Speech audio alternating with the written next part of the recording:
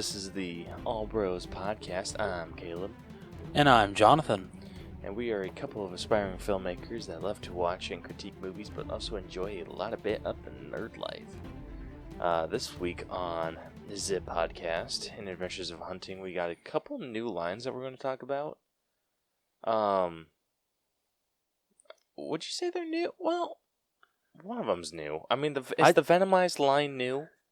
No, it's been going on for a while, but I just want to point out something. Instead of saying Adventures in Hunting, you said Adventures of Hunting. Did I really? Bravo, yeah, Whoops. bravo to your grammar. Bravo. Whatever, screw you. So we got some new Venomized figures coming out, and we also got a new Friends line coming out. Yes. Well, would you say a Friends wave, considering it's already been established as a line? Fair. Yeah. Yeah, so more of a Friends wave. Don't worry, bro. I got your back. Nothing in Blu-rays this week, but we do got some trailers to talk about in this week's sneak peeks. We got the trailer for Tom and Jerry. We got the trailer for We Can Be Heroes, and we also got a kind of an official trailer for the Kate Bishop DLC. Yeah, boy. Something that's not as... The other one I'd say was more of a teaser. Yeah, this one actually shows gameplay of Kate, so... Yeah. So, we're super excited to talk about that, and then for our main event of the evening, we'll be breaking down The Oath. So, hells yes. Yeah. Alright, well, let's say we get into it. Let's do it. Every day, we're surrounded by media. Books, movies, art, music, games, apps, podcasts, etc., etc. With this constant bombardment, it's easy to miss great media gems in the chaos. But fret not. You've come to the right place, my friend. I'm Jason, and I love media. I invite you to check out the Mixed Media Forest podcast, the podcast where I trudge through the forests of media to find hidden gems for you, the listener. Every episode of Mixed Media Forest is chock full of fun, reviews, nostalgia, positivity, news, rants, stories, and recommendations about all things media. Again, that's the Mixed Media Forest podcast, created on Anchor Podcasting app and available everywhere fine podcasts can be found. Give it a listen. It's what all the cool kids are doing. Alrighty, first up in Adventures in Hunting, we got a new Venomized line coming out, and this is the... is the Venomized... Would you say this is a wave, too, or... Whatever, I'm just going to say it's a line. We got a new Venomized line, and this is the Venomized Fantastic Four. And obviously, if you don't know who the Fantastic Four is, welcome to the All Bros Podcast. We talk nerdy shit. So the Fantastic Four includes Mr. Fantastic, Invisible Woman, Human Torch, and The Thing. We've already gotten a 10-inch Venomized Thing that we talked about last week, I believe. I think we did? Yeah. Wait, no, I thought last week we talked about that, was that the 10-inch Venomized, or was that just a regular Venomized? Good question. I am not 100% sure. I don't know either. I don't know things. Yeah. Anyway, we got a Venomized Thing that is normal sized. Yes. And that one, is that exclusive anywhere? So, actually, wait, just the Thing or all four of these? So all four of these are exclusive to GameStop? Yep. Yeah, I think okay. these are part of the Black Friday box. Oh, you got to be freaking kidding me! So yeah, so each of these will be the pop that's included in the Black Friday mystery box. So basically, you have to freaking like cross your fingers and dot your I's that you get which Fantastic Four character you want, because it's a complete gamble. Did you just say cross your fingers and cross your Dot your eyes? Dot your eyes? No, yeah, I kind of combined two statements together. Don't you judge me. One of them doesn't even apply to this situation. Shut up. Oh my gosh. Anyway, the Venomized... Caleb, I am going off barely any sleep this week, and I'm working 60+ hours, so kiss my ass. Well, join the club, dude. Okay, yeah, fair. I can't really say anything because, kid, so. Anyway, so the first figure is the Venomized Mr. Fantastic, and this one's freaking creepy. Seriously, it looks like he has his hands are claws, or his fingers, whatever. Yeah, and it's what throws me off is his eyes, because it looks like imagine Venom's eyes, where it's those big like kind of Spider-Man looking lenses, but like all kind of jaggedy and shit. Yeah, on Mr. Fantastic's face, but they're just solid red. It's freaking nasty looking. It's honestly disturbing. I feel that's the best word for it. It is ultimately disturbing. Yeah, I think what sells this for me is the mouth, because it's like the face is like flat. I'm not seeing a nose on this. Yeah, I mean, I can a little bit see it behind the plastic. Okay, well, from here, like from what I'm looking at, it looks like it doesn't have a nose, and so I think what sells it is that, and then also the mouth, because it also kind of looks like the teeth and the skin are like the same color. Yeah, it does and so it kind of sorry. Kind of makes a bit of like a rubbery effect, like they're splitting rubber. Yeah, and it's gross. I love this though. This is the one that I of course want the most because Mr. Fantastic is my favorite. Yeah, this one's freaking badass. Next up we got the Invisible Woman, Venomized. She looks terrifying. That grin. Yeah, this is freaking weird. Ugh. And the fact that I love how the symbiote, right? Mm-hmm. It's like partially growing on the bottom right hand corner of her cheek. Yeah, it's freaking nuts looking, and I think it also has a stand that looks venomized. Oh, that's cool. Yeah. So this one's a little bit different. Like the eyes are kind of normal shaped. I'm kind of wondering why they did. Oh, yeah. I mean, I was gonna say I don't know why they did that, but they did the same thing to the other two. So. Yeah, the other Venomized I don't think have like crazy eyes like Mr. Fantastic does. Yeah, so I'm wondering why they decided to do that. I don't know. Kind of more. Maybe they're just going off of a. I think they might be going off of a comic. Okay.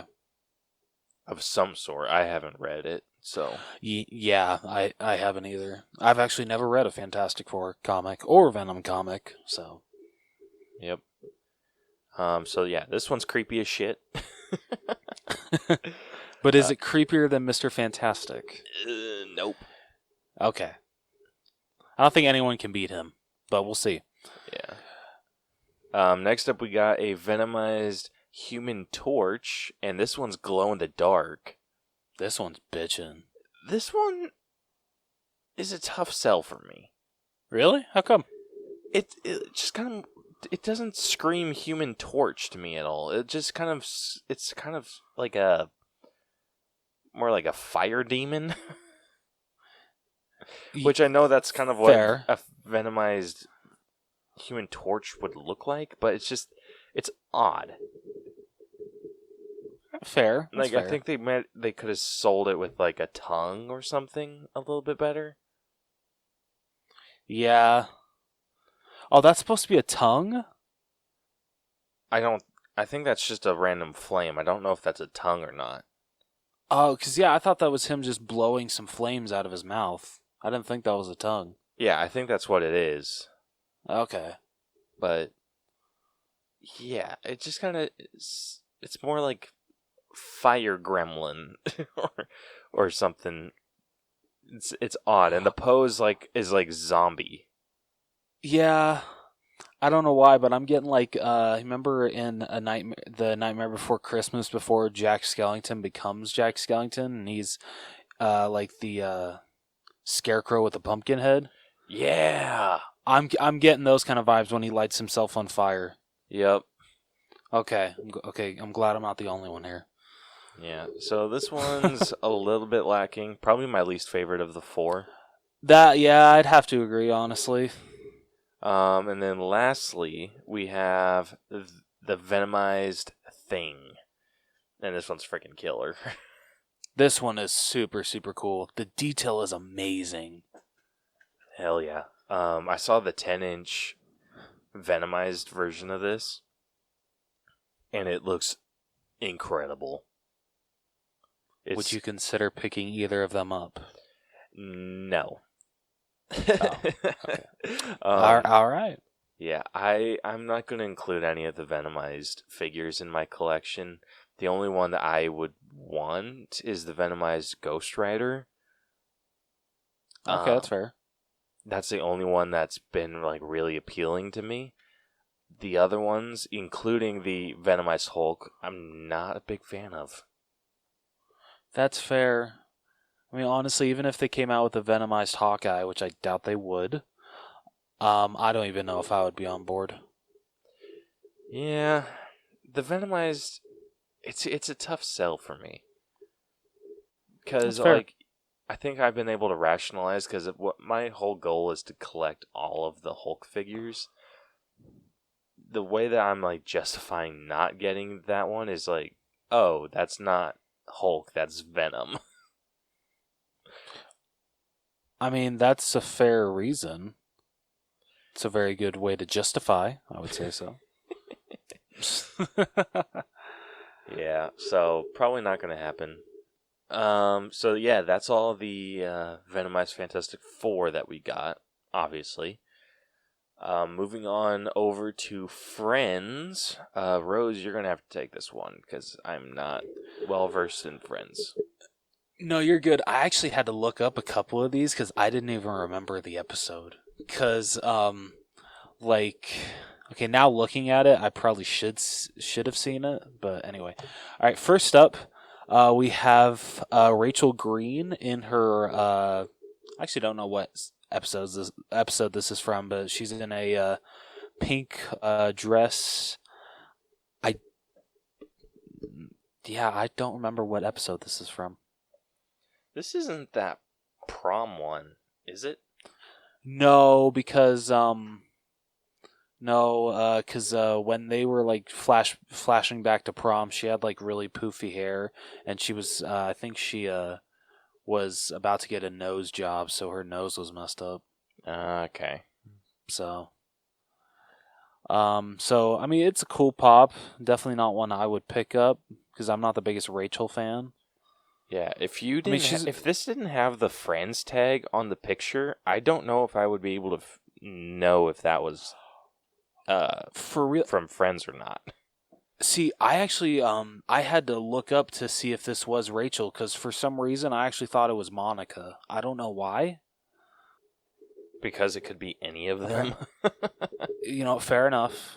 Apparently I'm not wow, I'm butchering words tonight. I'm not educated in Friends knowledge to that extent, apparently.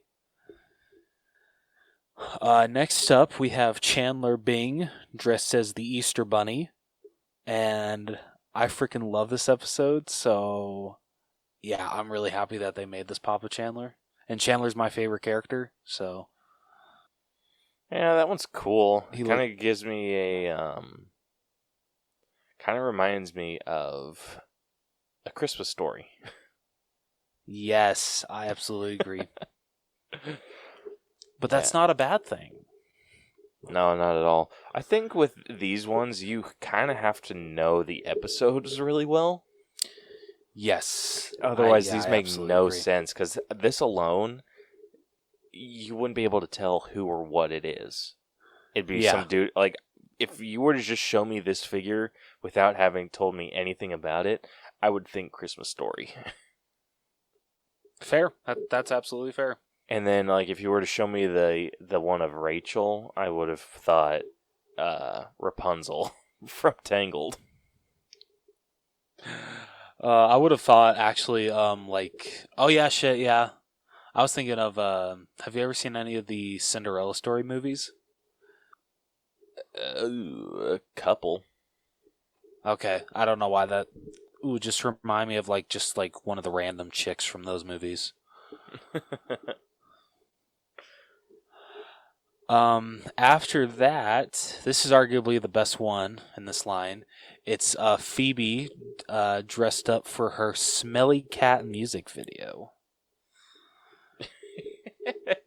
And this is fantastic. Oh, I love it so much. That one's Please tell me pretty killer. you've heard the song Smelly Cat, right? I have heard the song Okay. of Smelly Cat. Okay, good. Okay, good. What do you think of it? Is it as catchy as I think it is? It's okay. Rude. Rude. It doesn't have like a nice tune to it. It's just kind of like well, that's kind of the point. Yeah. All right. After Phoebe, we got. See, I actually thought this was Ross, but it's Joey Tribbiani, dressed in a white cowboy outfit. And cool. I don't remember what episode this is from. Yeah, right? Cool. Yeah, there's not a lot to say about these. And then next up, I actually think this one goes with the Chandler because I think this was from the exact same Halloween when Chandler and Monica were married. Okay. So we have Monica dressed as, I'm assuming it's just it's a cat. What do you think? It's okay, I guess. Like, I don't know what else to say about it. It's like, Like, I don't like Friends enough for these figures to matter to me. The only ones that I would get out of this line, just to have them together, would be the Chandler and Monica. That's it. Yeah, it's a real tough sell. Like, if you guys haven't picked it up by now, we only go with figures that we have some sort of connection to or know something about. Like, I know a decent amount about, like, Dragon Ball. And so anytime a new Dragon Ball figure comes out, we'll chat about it because I have a decent knowledge base for it. I have absolutely no knowledge base for Friends, so, like, all this stuff you're throwing at me, I have no idea what the hell you're talking about. I mean, I'm not as knowledgeable as some other people are. I mean, I feel Sammy is way more knowledgeable with Friends, even Sierra, actually. But, like, at least I knew what episodes Chandler and Monica were from, because the rest... Well, okay, the Phoebe one too, but yeah. Rachel, Joey, and then coming up Ross. I don't even remember these episodes. So last but not least, we have Ross Geller in a potato costume wearing a colander hat. And I feel they missed a big chance here, not making the Ross pop be the Hanukkah armadillo? Please tell me you've seen that episode. Unfortunately, I have. Rude. Oh, come on, that's a great episode. Well, dude, Friends is the most funny show ever. I highly disagree. Yeah, Oh, wait, no, sorry, it's the Holiday Armadillo. You said holiday armadillo. No, I said I thought I said the Kwanzaa Armadillo. Or did I? No, Did I you say said- the Holiday Armadillo? I thought you said holiday armadillo. You might have said Hanukkah armadillo. Oh yeah, I said Hanukkah. Because I thought that's what he said, but no, he says Holiday Armadillo. My bad. So there's that, and then last but not least, we have a Gunther pop as well in this line, and the first one is him just cleaning out a coffee cup, just wiping it out with a paper towel, and then there will also be a chase of this one where he is holding a sign from inside his coffee shop. Was it Central Perk? I almost forgot the name. And the sign says, "We reserve the right to refuse service to anyone." So that will be the chase. At least this chase is, like, significant. True. So, cool chase. Overall, I mean, if you're a fan of Friends, I think you'll appreciate these figures a bit more than I do. But they're not bad figures. I mean, they all look really nice. No, they're not. Everything. All right, so that wraps up our adventures in hunting. Moving on to this week's sneak peeks, we got a few new trailers to talk about. First up, we're going to talk about the Tom and Jerry movie. Something that no one asked for, but I don't hate this trailer. I was pleasantly surprised by this trailer. For real though, I don't know about you, and this is a good thing for me. I'm getting major the Rocky and Bullwinkle movie vibes from this. I haven't seen that. It's so good. It's in some parts it's bad, but like everything with Rocky and Bullwinkle, and then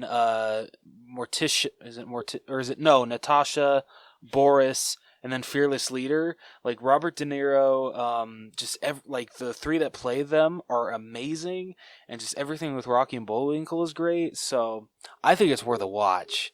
But I got major vibes of that from this, and to me that's a good thing.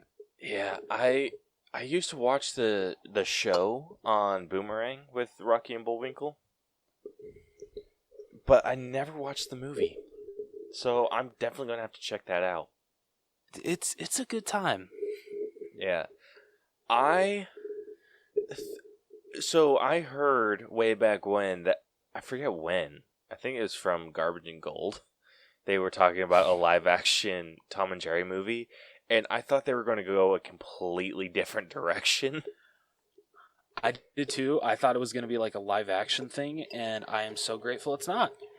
Yes. And what I appreciate in this is that Tom and Jerry are actually kind of like a 3D animated. Like they still have Yes, the and it vibes works from like quite the well. original. Yes. And what I appreciate the most is that all of the animals are animated that way. It's not just Tom and Jerry, it's all of the animals. Like they had pigeons that were animated in their style, they had elephants. I'm not recalling any other animals other than that, but every animal that I saw was animated in that style. Yeah, I think that was it. I think that's all they showed. But yeah, even like I'm loving Chloe Grace Moretz in this. I didn't even know that she was gonna be in this, so that's freaking awesome. And then you can never go wrong with Michael Pena. Yeah, I don't know. I was pleasantly surprised by this trailer. This movie looks like a lot of fun. Yeah, I think that they kept true to the feeling and vibes of the classic Tom and Jerry cartoons. Oh yeah, absolutely. So I'm really excited to see where this goes. Yeah, I am too. It's definitely going to be different watching a them interact with real people, but I'm excited. Yeah. Yeah. I'm stoked. Anyway, next up, we got We Can Be Heroes, the next Robert Rodriguez movie coming to Netflix. Oh, I'm so freaking pumped. I feel us old fans, and I hate calling myself that because, I don't want to feel old, but we're literally calling the Shark Boy and Lava Girl too. Yes. Absolutely. Yes. Dude, I've watched this trailer like 5 times. So I've watched this trailer about twice. I've watched the Tom and Jerry trailer about the same time. Well, actually, no, I've watched that trailer about 10 times. I don't know why. Just, I freaking love it. It's entertaining as hell. But the question is, though, how do you feel about them replacing Taylor Lautner as Shark Boy? I don't care for it, but I get it. I don't know about you, but I would love to come back to something that basically started my career. I don't know. I just think it'd be fun. Yeah, well, so I saw the post originally on Twitter, and Twitter has the best comments. So I was just scrolling through some of the comments, and someone posted, and someone was like, so someone commented and said, "Oh, I can't believe Taylor Lautner isn't coming back," and someone posted a YouTube video of his Dream song and said, "Yeah, well, I wouldn't either after they make me do this." And I'm just like, you know what? Fair. Yeah, that's fair. But I just love. I know that in the trailer they actually show the actor who is playing Shark Boy, and isn't it? I don't know. From what I've heard, it's actually the guy that plays the Mandalorian, Pedro Pascal. Mando. Yeah. No. It is. That is not him. No. Okay. So he is in the movie. He's just playing someone else. He's not Shark Boy. Okay. Okay, I'll have to see who is playing Shark Boy because before they released. Oh, sorry. I know who it is. His name's JJ Sturchel, I think, something like that. I know his first name is JJ. Okay. Okay. But he is not super well known for acting. He is more of a stuntman. Interesting. Yeah. So I don't know what he's acted in before. I think he's done some stunt work for some X-Men movies. Okay. But yeah, he is not, at least as far as I've researched, he hasn't done any like acting stuff. It's more been stunt work. Like that's been his main focus. Okay. I still find it interesting though to kind of hide that Taylor Lautner is not Shark Boy anymore. They gave him a helmet. Yeah, that was dumb. Like who could they have gotten to replace him? I don't know, man. Considering the girl that played Lava Girl came back, the fact that she did, I honestly wouldn't have wanted anybody else to play Shark Boy than Taylor Lautner. We already got half of the team coming back. Yeah, I love that she came back. Yeah, so awesome, dude. This is a movie that we needed. Is this going to be a good movie? Probably not. Probably not. Critically, it's probably not. Are we going to have a good ass? No, but are we going to have a fun ass time when we eventually break it down? Yes, we are. Yes, dude. So I'm looking ahead into our January schedule. So we only have 2 movies. We only have Soul and Mulan. Oh, remember Sammy and Sarah with Surf's Up? Surf's Up? Yeah. You didn't tell me the movie that they wanted to do. I thought I did. Mm-mm. Oh, my bad. Are you okay with doing Surf's Up? Yeah. Okay, when cool. are they wanting to do that? Whenever we can in January, if that's okay. Okay, so what So, if like, we do you want to maybe do What if we pushed Mulan until later? So do Soul. Okay. Then we And then can do We then we Be can do Heroes? We Can Be Heroes. Okay. And then if we because the Surf's first Up with... the first episode in January is on the 4th, and that would only be 3 Okay. days after the movies come out. So if we do it the next week, it kind of gives people a little bit more time to watch it. Yeah, that's true. Yeah, so we'll do We Can Be Heroes second, and then we'll do Surf's Up with Sammy and Sierra. All the way at the bottom, Mulan. Yeah. Mulan could be the last one. I shouldn't say bad things considering I bought that movie, but... Yeah. Anyway. So It better be worth $35. We've just added We Can Be Heroes to our breakdown schedule, and I'm so freaking pumped. So it's coming out on Netflix, and if you don't watch it, you're sad. Yes. Like, come on. I feel every one of our listeners have had to at least watch Shark Boy and Lava Girl at least once. At least. Yeah. And honestly, I've noticed a lot of comments saying about how shitty the animation looks or the CGI looks. I'm shitty in the first one too. Yeah, I know. I'm so happy that they are doing that style of animation or that style of CGI because I feel it would look. Oh. It would look weird if it looked actually good. I feel it wouldn't really feel like Shark Boy and Lava Girl. No, like that's the fun of Shark Boy and Lava Girl, the shitty ass graphics. Oh shit! And okay, but oh, I'm so freaking excited, dude. I am so freaking pumped. I am too. But I talked to you about this. I don't know how I feel about Shark Boy and Lava Girl getting married. That just feels kind of weird. I don't know. Wasn't it more like a brother-sister kind of thing? Was it, though? You remember? I don't know. It kind of felt like that. No, you remember the whole scene where Lava Girl had to run, or where Shark Boy had to run Lava Girl to the volcano?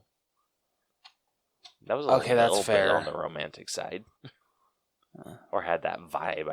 I would say. All right, fair. I'm still on the fence about it. Yeah, it's weird just because they did have that brother-sister vibe, but it would also make sense that would evolve into a marriage. Oh, dude, don't go there. Oh, no, dude, don't, no. Now you're approaching incest territory, and we don't talk about that kind of shit on the Alberta. We don't know their heritage. Actually, we do know their heritage, and it's not related. I know. Freaking creep. Just kidding. So then would that make it like step incest? No. We don't know what, like... I know. Yeah. Dude. Don't ruin this for me. I need therapy. Just say that. I need therapy. Yeah, you need therapy, and you need to freaking go and watch Shark Boy and Lava Girl and get your shit together. I can do that. Because it's on Netflix, isn't it? I hope so. I'm pretty sure it is. If it is, I know what I'm watching this weekend. Hells yes. I just wish that I could watch it in 3D again. Oh, that'd be so cool. With freaking Shark Boy 3D glasses. For real though. Yeah, thank goodness they Yeah. never. Anyway, super pumped for that. Do you have anything else you wanted to say about it? No, I just feel I shouldn't be as excited as I am for this movie, but I am. It's like we are grown ass men. Hey, we are excited for Shark Boy and Lava Girl 2. Dude, I'm gonna be 25 when this comes out, and I'm excited for a Shark Boy and Lava Girl sequel. Oh shit. Alrighty, the last trailer that we got is for Marvel's Avengers. Kate Bishop, the DLC, is finally coming out. Yes. And we got a little bit of a story, more or less. So apparently this is like a time travel thing. Yeah, because Clint not sold himself, but worked out a deal with, what's her name? Monica, and apparently, yeah, Kate tries to save him, but he's just like, I signed up for this, and she has to collaborate with Tony and Hank Pym to find out a way to get Clint back, and yeah, I mean, I'm explaining it really horribly, but this actually does look like a pretty good story plot, and I'm really, really excited. Yeah, the only thing that I'm worried about is this not being a story. Kind of like it freaking better be. Yeah, kind of like how like I feel like this should be part of the main storyline and not like just a series of levels, because that would be super dumb. Yeah, no, I agree. Like, come on, I feel it's time for the Hawkeyes to get some love. Yes. Absolutely. I haven't played that game. Like, since beating it, I haven't even finished it. That's fair. Yeah, after you got all the free shit that they were giving away that week, you're just like, yeah, you know what? I'm good now. Yeah, like I was sitting there, so they gave away a bunch of free shit. I went and spent all of the freaking credits, and I was like, oh, I spent some of the credits that I actually earned, and then I like sat there and I'm like, when am I ever going to like play again? There's no motivation to it. They didn't build a replayable game. No, they didn't. It's nothing like I feel Spider-Man. That's an extremely replayable game. Just swinging around the city, it's a freaking blast. Absolutely, and the storyline alone. Like I would go back and play again. Like hell, I might. Prepare yourself for Miles Morales. Yeah, I actually went to Target the other day and went through their games and found a game that I've been wanting to play for a few years. I got Watch Dogs 2. And so I've been playing that. I have like no real motivation to go back and play Avengers, because it's like, what's the point? I can go into one of the missions or the harm rooms or whatever, just to beef up my character, and that's all. Like, there's nothing really to do. How is Watch Dogs 2 so far? I'm enjoying it. I'm freaking kicking ass at it. I'm one of those players that will plot out every little move. Did you ever play the first Watch Dogs? I did, and I was thinking about picking up the second one, but I was kind of waiting for like a decent price point. How much is it right now? It was in their clearance bin. It was like $20. Oh, that's not bad at all. No, and it's shit, I might pick it up then now. It's pretty fun.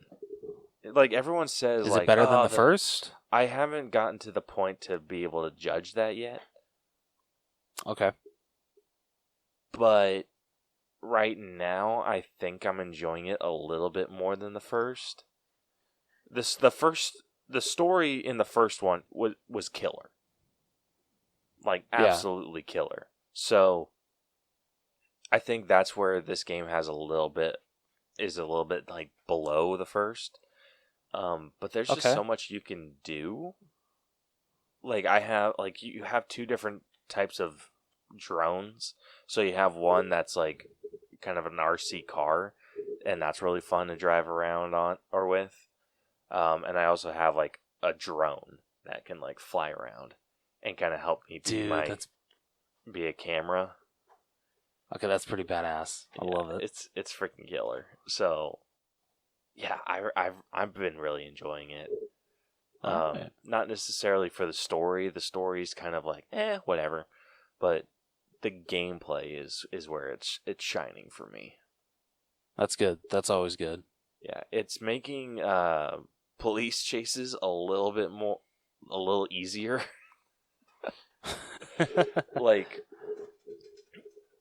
like if you were doing like you've played the first one, when you're doing like car chases and you set off an explosion or like the steam from the ground or whatever, or any roadblock, you had to do it after you had passed it or whatever, and it made it really hard because you'd have to turn your camera around and kind of drive backwards, more or less. And so I would be able to do that. I'd be able to go and like set off the explosions or whatever, but then I would turn back around and freaking like T-bone some car. And so like I was like, like this is a freaking pain in the ass. Now it's a little easier because you can set a proximity trigger. So like if you're driving, you can hit one of the steam things to explode, but so you can set it while you're driving forward, but just set it up with a proximity trigger, so when someone behind you drives over it, that's an enemy, it will explode. Dude, that's bitchin'. Yeah, it's pretty so cool. much better than the way the first one played it out. Yeah, so gameplay definitely got improved, and I'm enjoying it a lot. Like I said, I'm more of like a stealth player, so I've been just boosting up all of my stealth perks. But yeah, it's a good game. I mean, if you enjoyed the gameplay aspect of the first one, I'd definitely say I did very much so. Yeah, just don't go in expecting Speaking of a good games, story. just really one. Okay. Are you a big fan of The Sims? Did you ever play that growing up? No, I have never played a Sims game in my life. Really? Yeah. Shit, because Cedar Hills Walmart had The Sims 4 and The Sims 4 Pets bundle on clearance for $15. Ooh, did you pick it up? So, oh yeah, hell yeah. So I haven't played it yet, but I haven't played a Sims game since The Sims 2, and I played that back in, I think, junior high on my PS2. So I'm actually really excited to see how... I mean, I know the graphics are going to be a lot better on the PS4, but I'm really excited to see... Sorry, my computer just made me deaf from a notification. But no, I'm really excited to see how The Sims has progressed from 2 to 4. That's cool. Yeah.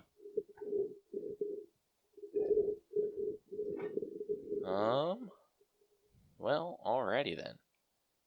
We didn't talk about Kate Bishop at all. Oh yeah, shit, we didn't. Anyway. Okay, back to Kate Bishop. Yeah. Cool. I'm excited to play it. If it's a storyline, if it's one where I have to do the missions, I'm probably going to lose interest really fast. I mean, I'm going to keep on playing it just because is I'm afraid. I really hope that they're still going to do the Clint DLC as well, but I feel depending on how this one does, that will be their justification if they continue with the DLCs. So I'm really hoping that this isn't the only Hawkeye that we get, but if it is, at least we're getting a Hawkeye. So I'm actually freaking stoked for this DLC because I love Kate Bishop. Even though Clint's my favorite Hawkeye, I think she's a great Hawkeye as well. So yeah, and I really love the dynamic that the two have in this game also. Yeah, it seems really cool. I'm afraid that this is just going to be like the death of this game. This game isn't doing Considering that well. that, no, have you seen like how like 95% of the player base is dropped? I believe it. It's just there's Yeah, not, like what's it's the so point bad. of going back? Like they didn't give you a purpose other than boosting your there's character. no like which like you pointed out with the what are they called? The fighting rooms? Yeah, the harm rooms. Yeah, harm rooms. That's literally the only replayable value that Marvel's Avengers has. At least and to me. It's not even I mean, that I haven't even want finished to the game play. yet. It's not even that I want to play in the harm rooms. It's just there are a bunch of challenges that you need to complete, and that's the easiest way to complete them. Yeah, exactly. Like that's the only reason. Like if I could go play in a different area, and it's just you have to select your areas so carefully, otherwise you go to an area or you play a level that's absolutely useless to you in boosting your character up. Yeah. So it sucks. It sucks. Like this game had such potential. It's just they like Marvel has had a really difficult time with video games. And I think they're just they're just doing it wrong. Yeah. The only good Marvel game in recent years is Spider-Man, and I don't know how much we can count that. Yeah, I don't count that. Like I'd say that's a Sony game. Yeah, that's fair. Marvel, they have the characters to build a really good game. Oh, absolutely. So, like, honestly, like, I would just freaking hit the gas on some of your lesser known characters. I would be hitting up, like, kind of like a Splinter Cell ninja style game with Black Widow, where it's just purely stealth, but you're playing as Black Widow and getting a really kick-ass story.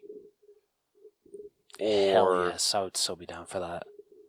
Yeah, or like a heist game with Ant-Man and Wasp. That would be freaking killer.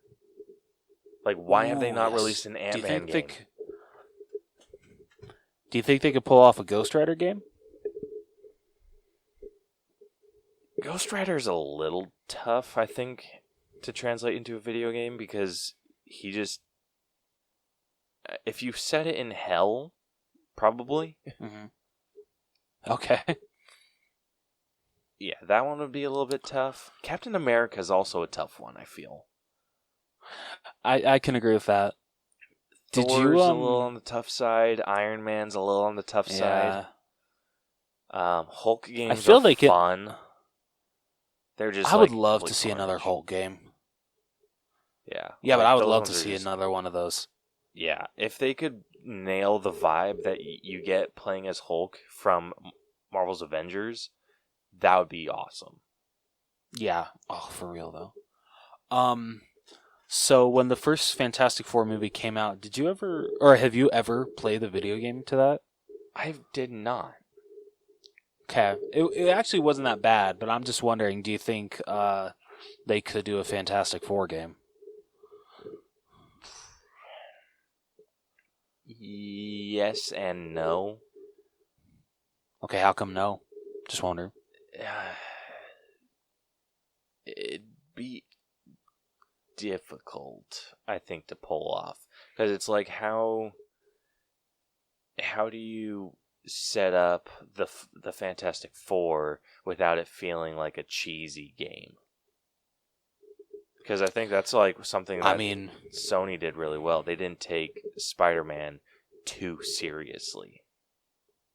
Or they didn't take him not serious, and they didn't like try to cheese Spider-Man, because Spider-Man is cheesy. Like, it's a dude in a suit that spins webs. Like, you could cheese that up all day long, but they decided to take a serious route. So I think a Fantastic Four game would work. A lot of Marvel's games would have to be story-based. They could not be just a beat-em-up game. Like Black Widow, like it'd have to be, like Black Widow would have to be a spy game where you just happen to be playing as Black Widow. And you just have a killer story for them. If they were to focus more on story-based games, I think they could be really successful doing that.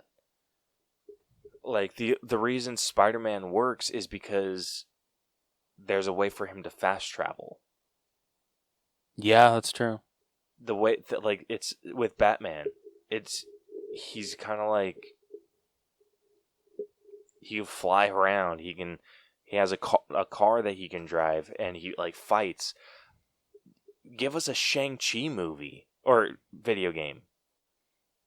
I was like, wait, aren't they already giving us a Shang-Chi movie? Yeah, give us like a Shang-Chi video game, and or Iron Fist video game.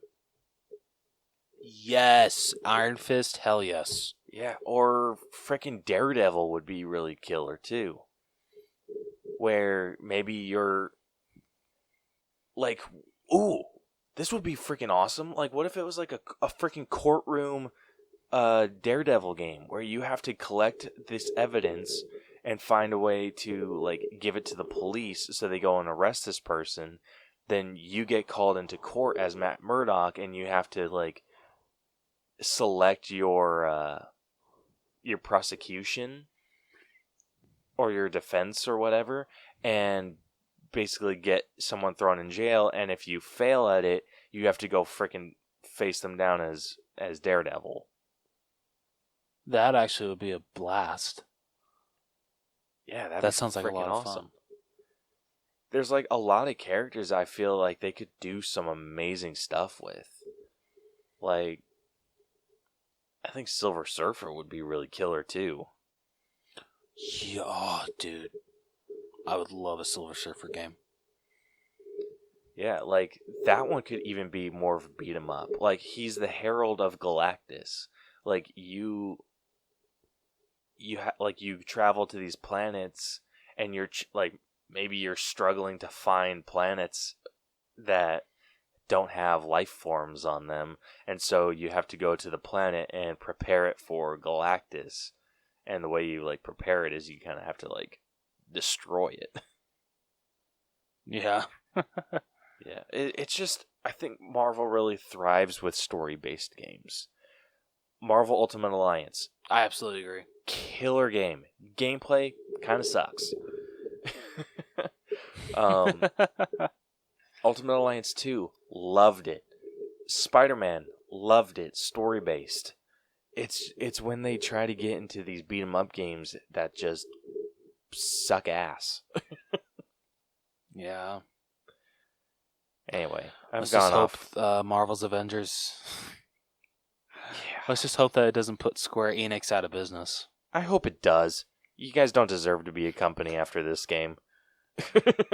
Damn, bro. Shit. I regret nothing. Oh, no. It's true. This game was no shit. filter. And we'll talk about it more once we get into the yeah, I was gonna say, don't breakdown spoil episode. our review.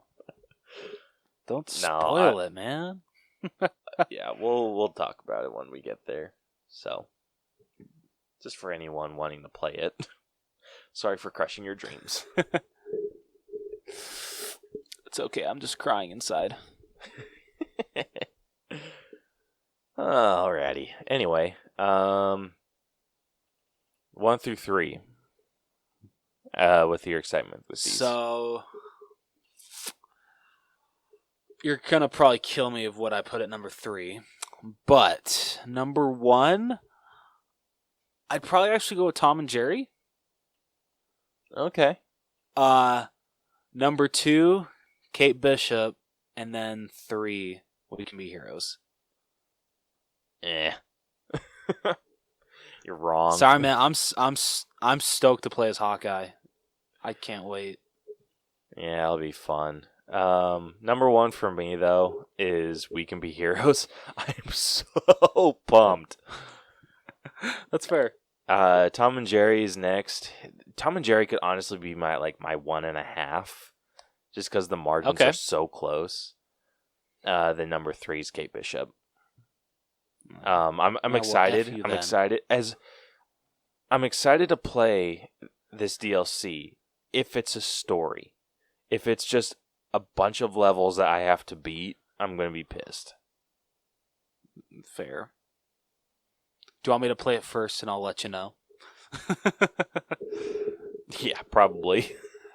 Okay. Alrighty. So anyway, that concludes everything in this week's sneak peeks. Moving on to the main event of the evening, we will be breaking down The Oath. Yeah, boy. Time for the main event.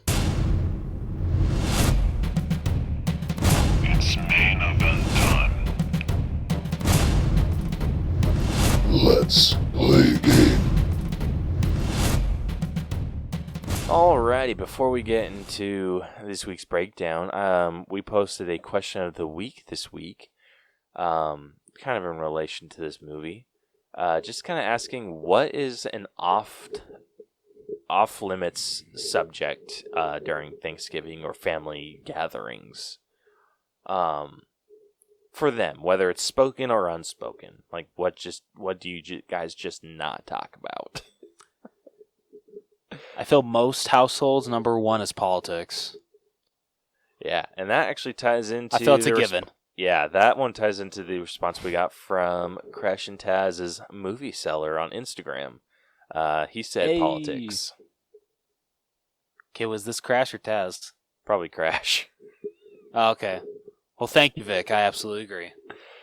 Yeah, politics are an absolute no-no. That's just how you stir shit.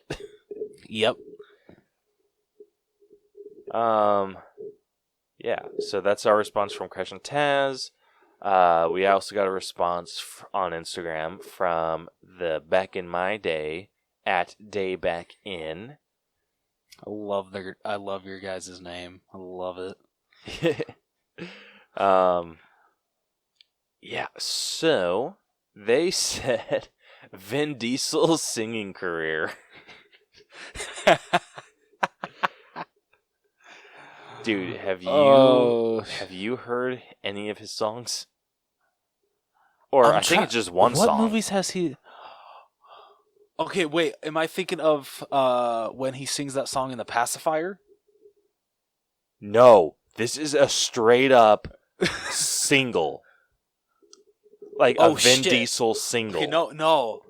Oh, damn it. I haven't, but right after we finish, I'm going on Spotify and listening to that bitch. Holy shit. Dude. Is that bad, huh? No. Whatever you're thinking of right now, yeah, that's exactly what it is. Oh, shit. What I'm thinking about is that scene from The Pacifier. Nope. Not him doing a little tune. It is him trying to sing on an album. Oh shit. Yeah, I'm excited now. I can't wait to hear this. Yeah, I was hit by this little love nugget from the Untrained Eye. Frickin' Beth and DJ had to hit me with Vin Diesel's singing career, and now that's burned in my brain forever, and I'm a little upset about it. I want to thank you, too, for doing this to Caleb. I really appreciate it. Yeah, look it up. and just prepare to have it burn into your brain forever. So thank you, Back in My Day. I think it's a podcast because they're on Spotify and everything. So yeah, so thank you for your response. Moving over to Twitter, we got a response from the Victims and Villains podcast at Victims and Villains. He said religion. Yeah, I would say that's stuff. Yeah. That might actually be tied for number one, I feel, with politics. Yeah, those are like go hand in hand when someone's just like, oh, what do you not talk about at Thanksgiving? Religion and politics. Yep. Yeah, so fantastic answer. Because for most people, I feel when they bring up politics, God is definitely not on the table, or is not on the table. He's... Yeah.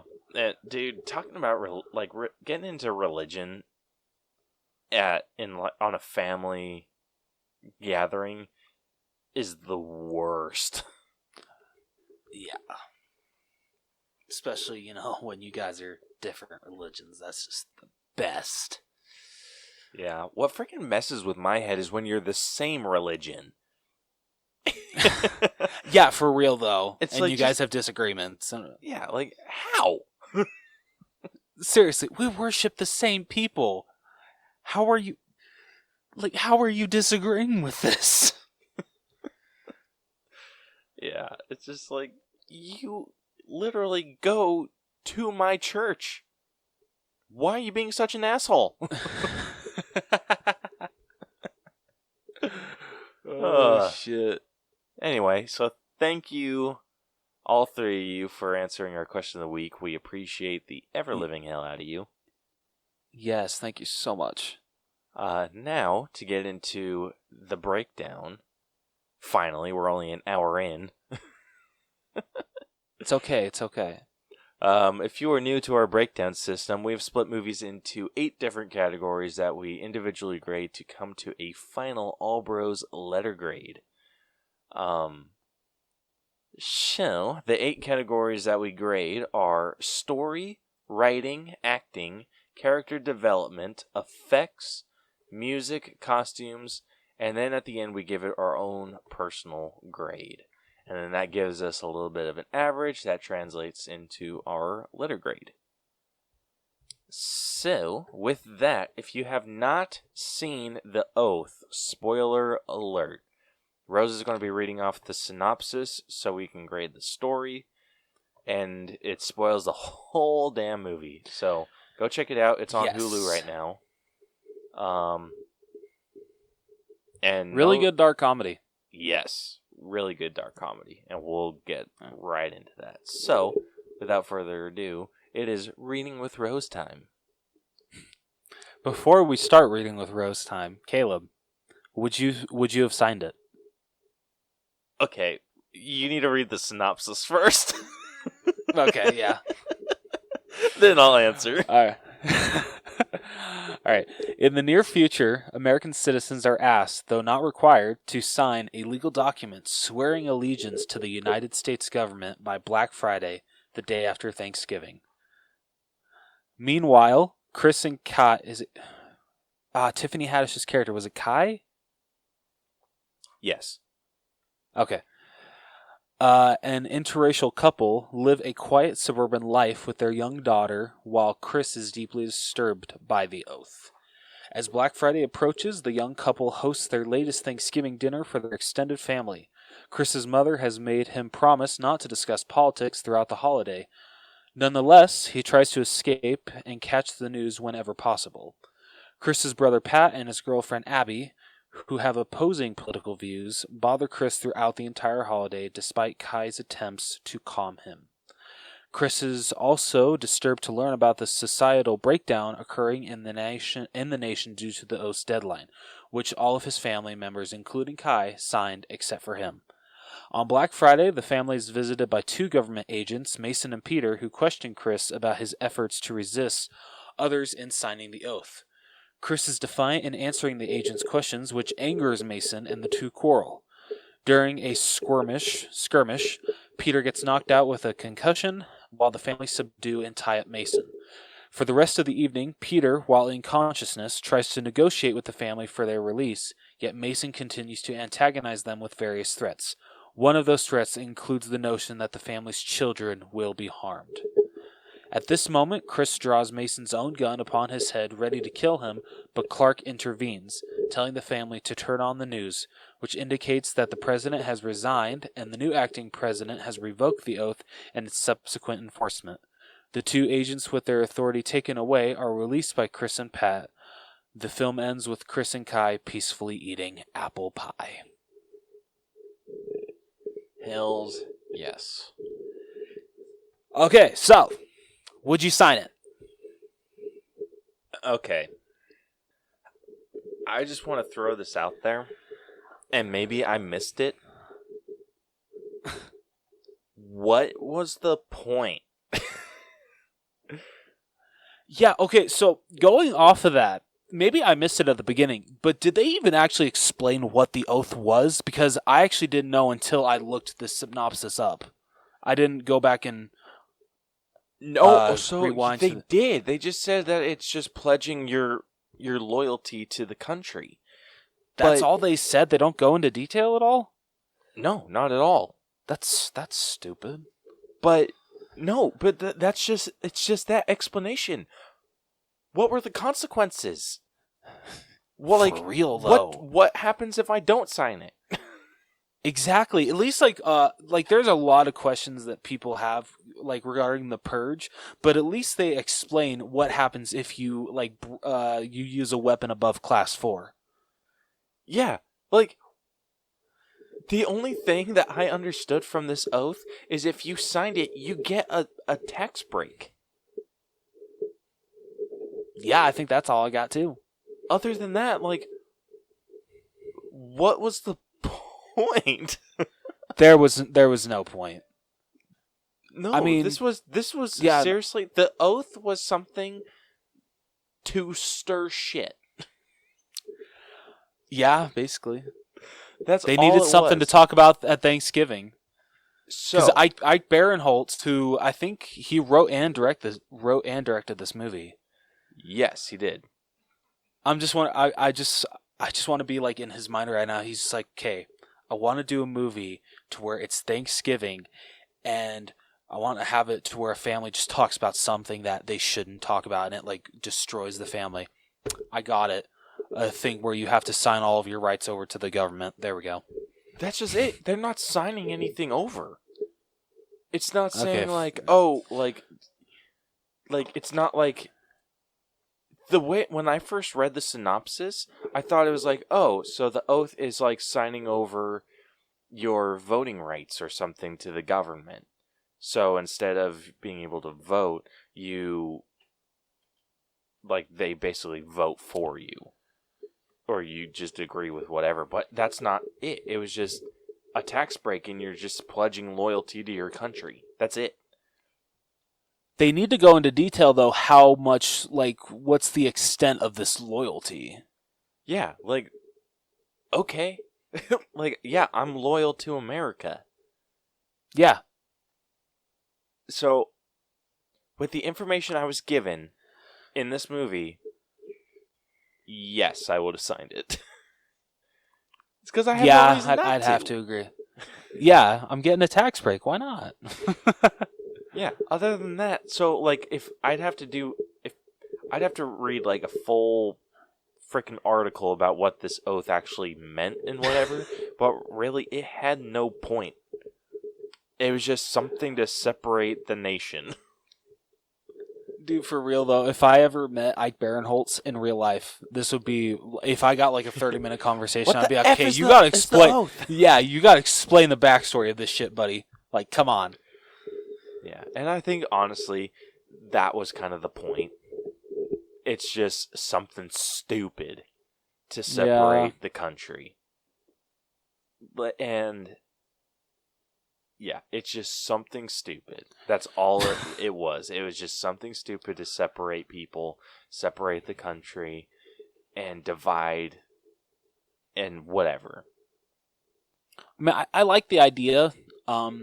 I just feel, I feel the Purge kind of does the same thing. It divides the nation. Some are for it, some are against it. But I just feel that the Blumhouse and I know they have 4 freaking movies, so they've had a better way to explain it. But I feel even in the first one, you kind of understood the Purge a little more than the Oath. Yeah. So the story was good, I feel. Like it doesn't do a really good job was. at explaining what the Oath is exactly. It doesn't. It's seriously just something to divide the nation. Yeah, but it kept In the my film. attention the whole time. Yeah, it absolutely did. Ike Barinholtz is a gem. Yeah, for real though.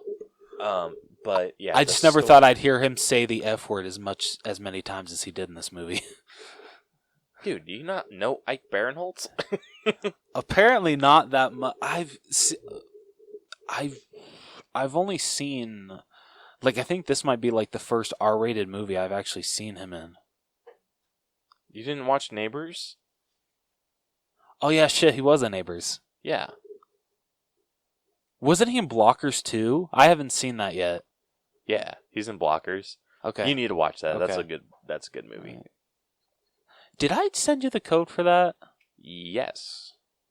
Okay. I just couldn't remember if I had even opened it yet. So I just wanted to check. Yeah, the story flows. It has no issues keeping your attention. And No, it's not at all. like I said, it's just something, like the Oath was just something to divide the nation. It divided this family, and someone freaking got crazy and called the authorities on Ike's character. What was his name? Chris. Chris. Yeah, so someone calls the authorities on Chris saying that he's keeping someone from signing the oath, and then these people come in, and it just gets nuts from there. How did you feel about what is his name? Mason, how towards the end he's just like, "Do you want to know who reported you?" And Chris is just like, "No." Did you? I really wanted to know. No, it's freaking Abby, that bitch. Yeah, it probably was. Dude, I thought they were going to reveal what did he keep that calling it was her, the dad. Katie? Yeah, he kept calling her Katie. Oh, dude, if it was the dad, that would have been actually a really good plot twist. I would not have seen that coming. Right? I mean, it wouldn't have made sense, though.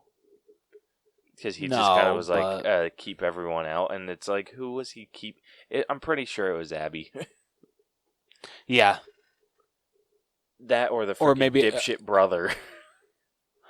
Yeah, but I feel the only reason Patrick would do it is because Abby persuaded him to do it. Yeah. Yeah. Gosh. Like, this movie was just... It nails the family dynamics so well. It really does. And it's like... It felt like all the conversations that they had felt like... we'll get into that with writing. So, pulling my reins in a little bit. Story-wise, the story is super entertaining. It super really freaking is. fun. And it has, like... It just builds and builds and builds in tension, and then just, like, drops off. Yep. And it's freaking amazing, because at the end, like, what were Mason and Peter from? It's not the CDC. Oh, I do not know, because it doesn't unfortunately say. Yeah, there's some government agency that is kind of in charge of the handling issues with the oath. Yeah. Yeah, so I forget where I was going with this. I was so focused on what their acronym was. I forget. Anyway, I really enjoyed the story. Thought it was really fun. I loved how just off the wall it was, or how off the wall it got. Yeah. And yeah, so for me, it's not a perfect story by any means. It's definitely one of the more interesting stories. So I'm I'm on the higher side. All right. I'm like in between an 85 and a 90. I was at a solid 85. 85. I can definitely give you an 85. Yeah. Yeah, I mean it was really good. The story. Yeah, it was is entertaining. It kept my attention the whole time. I had a good time. Yeah. Where this movie shines for me though is in the writing. Yes, I can agree with that. Yeah, I felt like getting back into my little tangent. I felt like the dialogue between the family members felt like actual family. Seriously, though. That was so realistic. I mean, my family doesn't curse that. Well, actually, no, never mind.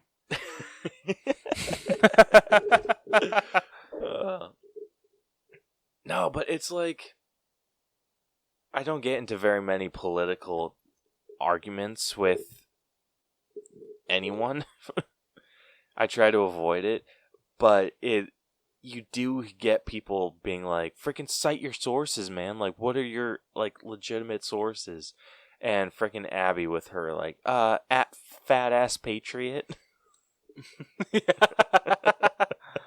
Like, I was just like, what? And I freaking loved Ike Barinholtz's reaction to that. He's just like, really? Fat ass patriot? Shut the F up, Abby. Or no, he called her Katie. And she got pissed. She's just like, it's Abby. Oh, yeah. And he's like, yeah, I know. I'm just saying that to be an asshole. Yeah, that and the freaking dipshit brother that doesn't know anything. Where he's just like... What I find No, go on. When I was gonna say, it's kind of weird watching him be like kind of like a smarter guy here, because in Superstore, he plays Marcus, who is like the kind of like the dumbass of the team. So watching him be smart was definitely like took me back a little bit. Yeah, the younger brother? Yeah, the younger brother. Yeah, he was a freaking dipshit in this one. Well, not as... I mean, you should see his character in Superstore, dude. Oh. But yeah, he kept trying to cite sources or say stuff, and he's just like, freaking articles, man. Like it's tough, because I've been... Like, you can see from both perspectives. It's just like, from Chris's perspective especially, you can be like, dude, just... If you took a second to read, you would understand this shit more. Yeah. And, like, the type of learning or I do when it comes to, like, what's the word? Current events is anytime, like, someone... I don't take, like, any news site for their word. I'll look something up. They'll say, like, okay, like, this happened at this event, and so I'll go into that, like, I'll watch a video from that event to get context, because I know that the news tries to, like, manipulating, like, text or anything, or... Like, I don't listen to news shit for, like, today, like, freaking COVID shit. I go to the CDC website. Smart. That's very smart. Yeah, it's like, who's going to know this disease better than the Center for Disease Control? Yeah, and people like trying to discredit the CDC, and I'm like, why? What? Like, what do they have to gain from lying to us? Exactly. Like, I know what the freaking news has to gain from lying to us. Everything. Yeah, it's like, but what does the freaking CDC get? Yeah. It's like, ooh, now everyone's sick. We win! We control the disease, and it's everywhere. Oh, shit. Yeah, it's just, like, stupid shit like that. I'm like... Because, I mean, I hate arguing over anything. I hate confrontation. Okay, Rex. Rex. Oh, come on. Oh. Toy Story? Yeah, okay. Wow. Yeah, I feel ya. It took me a second. Calm down. Shame. Anyway, Shame. I thought the dialogue, it flowed really well. It felt like legitimate interactions and legitimate, like, conversations that you have to have with your family when you're about to kill someone. Yeah? But I loved it. I loved everything about this. I think that the writing is a lot stronger than the story. Where are you at? I mean, I'd actually put probably a solid 90. It's all 9. That's about where I was Yeah. at too. So, hell yeah. Hell yeah. All right. Next up, we got acting. So I think we could just do Ike Barinholtz and Tiffany Haddish. Tiffany. Yeah, that's what I was thinking. Yeah. So what do you think for Tiffany Haddish? I think she did a great job. I really liked Ike and hers chemistry. I really saw chemistry between those two, and I feel they made a great couple. She was really good in her dramatic scenes, especially when she comes out and says that she did sign the oath to Ike. I'm just going to keep calling him by his actor name, not his character name. Fair enough. But I really did not have any problems with her. I don't know if I'm in the 90s. What about you?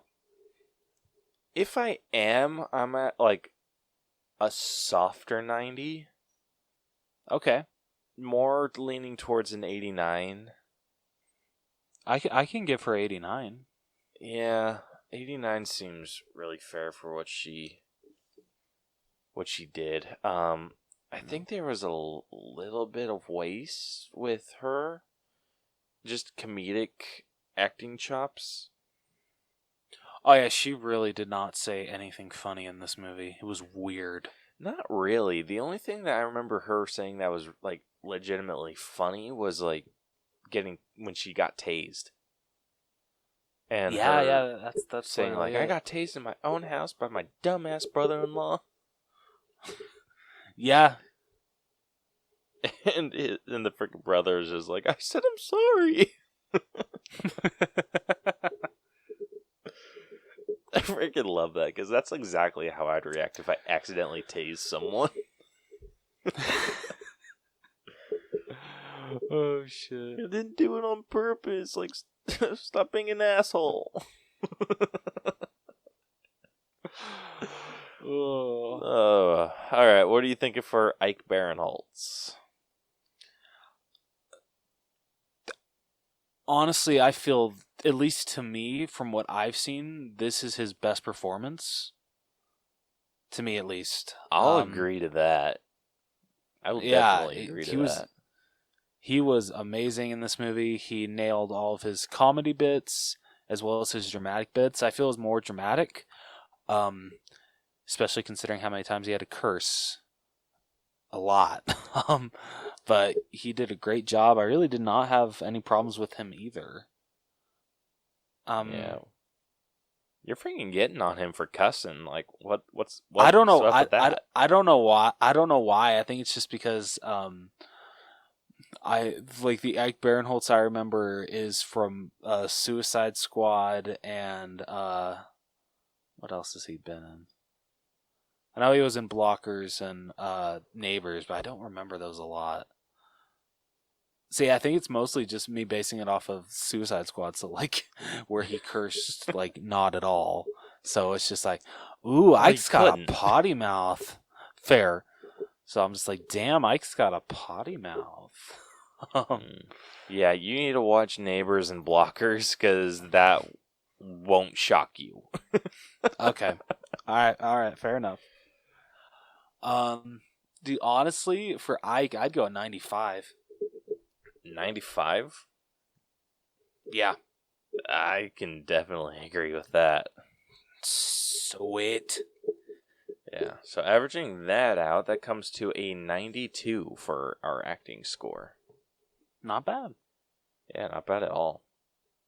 Next up, we got character development, which I think we can do Ike's. Yeah. Yeah, I mean, I think he does a lot of growth. It's kind of all at once, though. Like, it really, like, hits you at the last couple minutes where when they're in the car. Yeah. And it's not necessarily like anything, like, you don't see an arc, because throughout the whole thing, he's just an asshole to his family. To everybody. Yeah.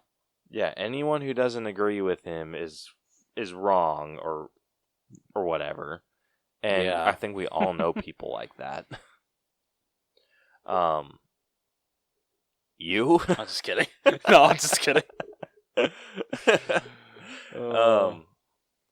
Yeah, like, we all know someone like that, and he doesn't have that moment of real growth until he sees the president retiring and the vice president taking over and telling him that the oath is bullshit. And then, just, like, he does so good at portraying that sudden realization, like, oh, none of this really mattered. Yeah. And, like, I think he had that sudden realization, like, oh, if I kill this man, it would be for absolutely nothing. It would be him shooting a man and then realizing the oath is, like, no longer a thing, and so now it's just he killed a man for coming to his house. So I think that was really well played in his eyes, especially. Yeah. I definitely agree with that. And I love that he just pulls the knife and, like, goes down, and everyone's like, wait! And then it cuts to them in the car. Freaking love that. I just love when he's just like, it's breaking skin! Oh my gosh. Oh, dude, I loved how he was trying to have, like, a serious conversation with Mason, and the brother kept hitting the speed bumps. Oh, yeah. And he's like, dude, can you, like, take these a little bit slower? And he's like, sorry, like... He's like, what do you mean? Like, how do I take a speed bump slower? And then he's just like, well, can you go around him? He's just like, no, it takes up the whole area. I freaking love that, because, like, I can relate to conversations like those where I'm trying to have, like, a serious moment, but then someone's just doing something where I need to call them out on it. And then be like, it's okay, hold on. Like, and then chat. And be like, yeah, can you just please be better? Like, stop for a second. I feel like I have those conversations with Brielle a lot where I'm like, can you just stop doing laundry for, like, a second? Like, I'm trying to talk with you. But yeah, and then, like, I love that, like, the final joke is he hits a speed bump. In that, like, particular scene, he hits a speed bump and it's just boom, boom. And then his brother looks at him and he's just like, shrugs his shoulders. Freaking love that. Yeah. So I think there was a lot of character development in that moment. There was. And it made for a good arc. Not like, I wouldn't say perfect, but it made for a really good arc, it's a decent one. Yeah. Where are you at? I'd probably say like solid 80. I was like in the mid 80s. So want to be in the middle of like 82. Yeah, I can do that. All right, next up we got effects. I mean, the blood effects were good. Yeah, I think there was a lot of stunt work in this. Yes, that is true. So the practical effects were all really well done. I think with effects we can also throw in action. Okay. And so Yeah, that was really good. yeah, the fight choreography was amazing between Mason and Ike, or Ike's character. I think it's Chris, wasn't it? Yeah, so it felt like Mason knew what he was doing, and like there was a little bit more skill, but with Chris there was a lot of like scrappiness. Yeah.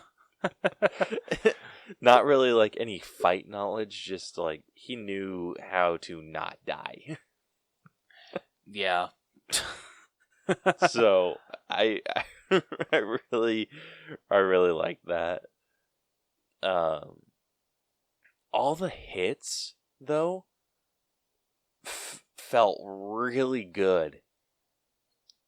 Like anytime anyone got hit, it felt really solid. I can agree with that. Even like the stun gun work, that looked super realistic. Yeah, that looked really good. One of my favorite, like the standout stunt or scene for me was when Mason hit the younger brother in the face with the gun. Oh yeah, Like freaking that broke his nose. Yeah, that felt like it had some weight to it. Some freaking Yeah, like dude, heft. I freaking felt that. Yeah, I'm just like, Like, damn. Yeah, for real though. It's like, ooh, ouch. Oh, but I freaking love that. I think they did a really good job though. There was nothing that I felt out of place.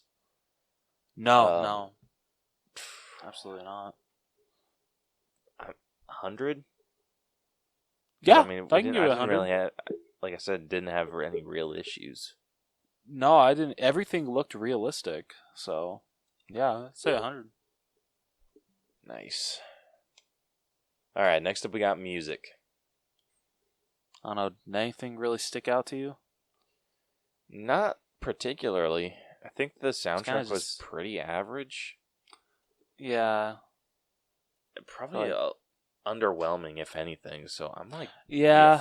5, maybe a 6. I'd go 5, honestly. Yeah, I feel 5. that's fair enough. I agree. Costumes. That's pretty good. Yeah, I thought I feel everyone looked good. Had no real problems with how any of them were dressed. Yeah, everyone was dressed kind of in a cliche manner. Like the dad was That's kind fair. of up in flannel, or kind of like a plaid dress shirt that was tucked in. Yeah. Yeah. The mom was kind of wearing like a weird little cardigan with a kind of like a turtleneck. Did she have a brooch at all attached to her? I thought she did. Oh, she might have. I'm not recalling one. Oh. Because that is straight up being stereotyped right there. Oh yeah, but same with everyone. Like everyone was kind of like, it was just kind of like a stereotypical family being thrown into a freaking off the wall insane situation. Yeah. And everyone felt really good. Yeah, no. Not really They anything all looked great. stand out. No. So I'd be 6, 7-ish. Want to go 7? Should we go 6? Thinking 6, just like because Okay, I can do 6. Average costumes. Yeah, fair. All right, and last up, personal grade. All right. You want to go first or you want me to? Yeah, I'll go first. Okay. So this is a solid movie. It's fun. Like it's very heavy, I feel. Has a lot of heavy themes to it. Like we said, it's a dark comedy. If you're not a big fan of dark comedy, you're probably not going to enjoy this film. Yeah, this movie's not for you. Yeah. But if you enjoy kind of a comedy on the darker side, movies about families and just the shenanigans they get into and all the shit, it's a good time. Like you'll definitely find someone that you relate to in this movie. And for me, I relate to Chris. I would have to say the same thing. Yeah, like you try to keep everything under control, but you don't know what the shit you're doing. Yep. And it just shows that I feel that's the definition for both Thanksgiving and Christmas. For anybody. You try to keep shit under the control, but it's just not going to happen. Yeah. And I really related with Tiffany Haddish's character Kai, because she was the kind of Chris's anchor. Yep. And that's exactly what my wife is to me. She is my anchor. Like, she grounds me. And I could see, like, everyone. Like, I could see my brothers in certain situations. I could see my mom. I could see my dad. Like, I could see my family in this. Yeah. And it was fun and enjoyable. And so it was. I really enjoyed it. So personally, I'm going to give it an 86. I liked it a little bit more than an 85. Just giving it that little pep. Little boost. A little boost. Okay. A little pep in your step. All right, so I was actually same boat as you, 85, but with everything that you just said, you boosted me up as well to an 86. Because you excellent points. Cast was amazing. Of course, the standouts were Ike Barinholtz and Tiffany Haddish. Amazing. Really liked their couple dynamic. Mason and oh my gosh, I know the actor's name. Plays Harold in Harold and Kumar. Is it John Cho? I think. I think it's John Cho. Maybe.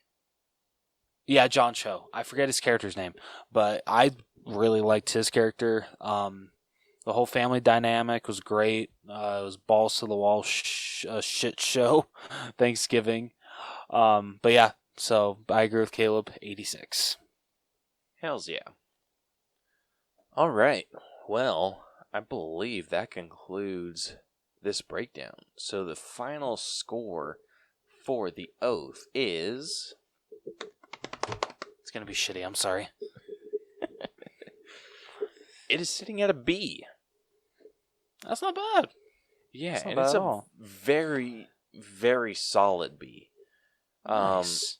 It is sitting at a very nice and comfortable 85%.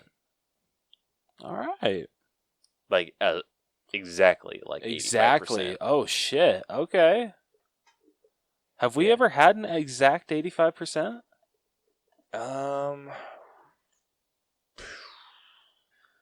The last solid number that we had in a breakdown was for Jexy, and Jexy had a 79. Oh. Shit, wow. And then before that, we had How to Train Your Dragon 3 at 91.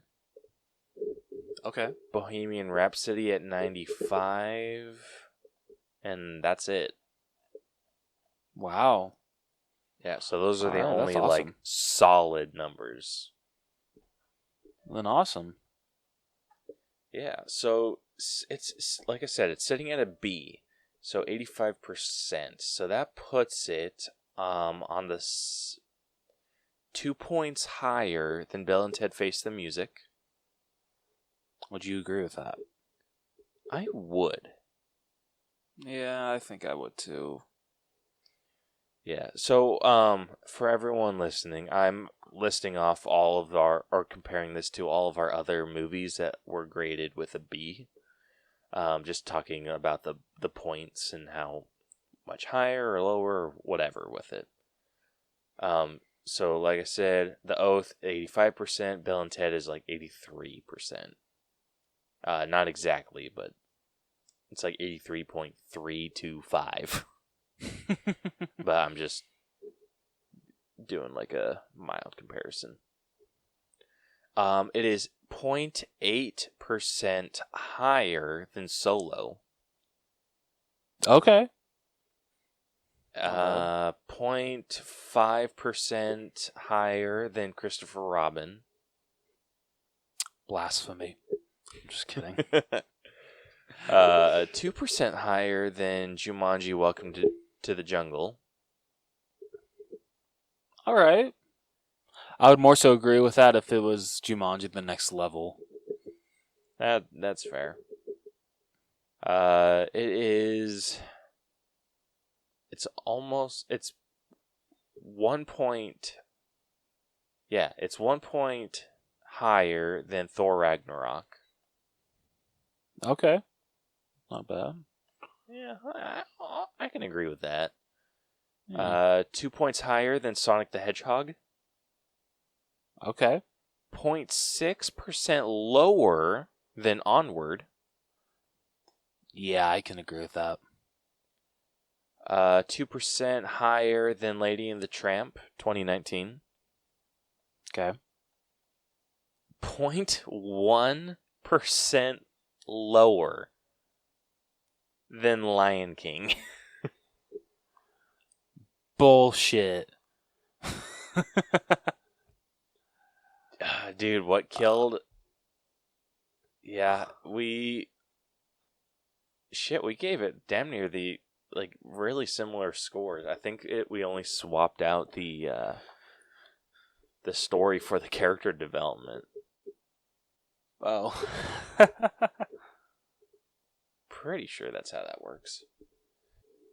Let's see. It is also it's 2 points above Toy Story 4.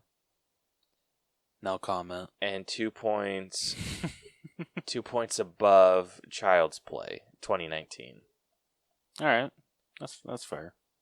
And then same 2 points above Murder on the Orient Express. A little bit lower. So these are ones that we haven't done review or episodes on. These are just breakdowns we've done in our own time. So Murder on the Orient Express is one of them. 0.4% lower than Harry Potter and the Sorcerer's Stone. Wow. Yeah.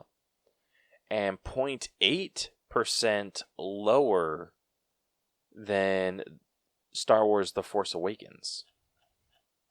What do we have Force Awakens exactly at? Force Awakens is at an 85.8. Okay. 125%. Oh, okay. I just had to know the exact. Yeah. So I think it's in a fair range. I think it definitely I earned absolutely agree.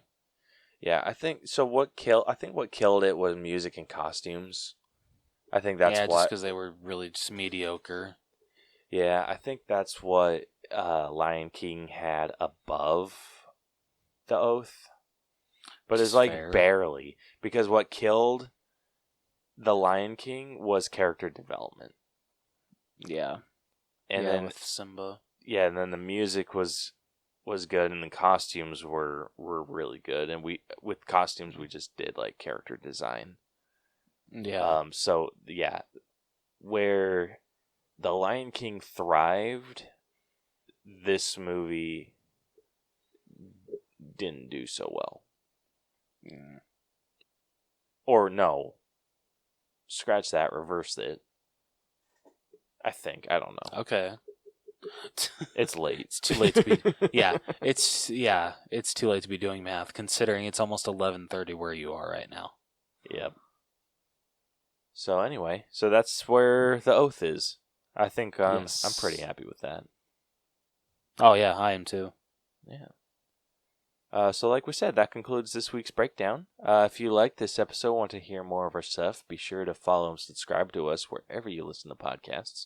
We're available on all podcast hosting sites, Apple Podcasts, Google Podcasts, Stitcher, iHeartRadio, RadioPublic, Radio.com, Spotify, and more. You can also catch all of our episodes on YouTube, as well as some bonus videos we'll make one day. You can hit us up on social media if you want to DM us with an episode idea, want to answer our question of the week, or if you want to join us. We would gladly have anyone on. We have a few guests lined up in the future that we're really excited about. So you guys can look forward to that when those come. But you can follow us on Facebook, facebook.com/theallbros, Twitter and Instagram @theallbros. You can also email us at theallbroschannel@gmail.com, or you can go to our website and find everything that we do. tinyurl.com/theallbros. And be sure to go check out some merch on TeePublic. There'll be a link in the description, teepublic.com/users/theallbros channel. We'd love to hear from you guys. Yes, we would. Yeah, so next week we will be breaking down the Banana Splits movie. So, I have not seen this one yet. I think you have. You have. Yes, I have. So, and it's a lot of fun. That's all I'm going to say. I had a really good time with this horror movie. I'm excited to break this one down. Especially since you compared it to freaking Five Nights at Freddy's. Because, yeah, I mean, that's literally what it is, I feel. Yeah, I'm freaking excited. So, yeah, we hope you're excited as well, and we will catch you guys next week. This has been the All Bros Podcast. I'm Caleb. And I'm Jonathan. I'll catch you guys next week. Deuces! So long! That sounded pretty good bad? over. Yeah, that sounded pretty good over whatever it is we're doing. We're making a podcast, right?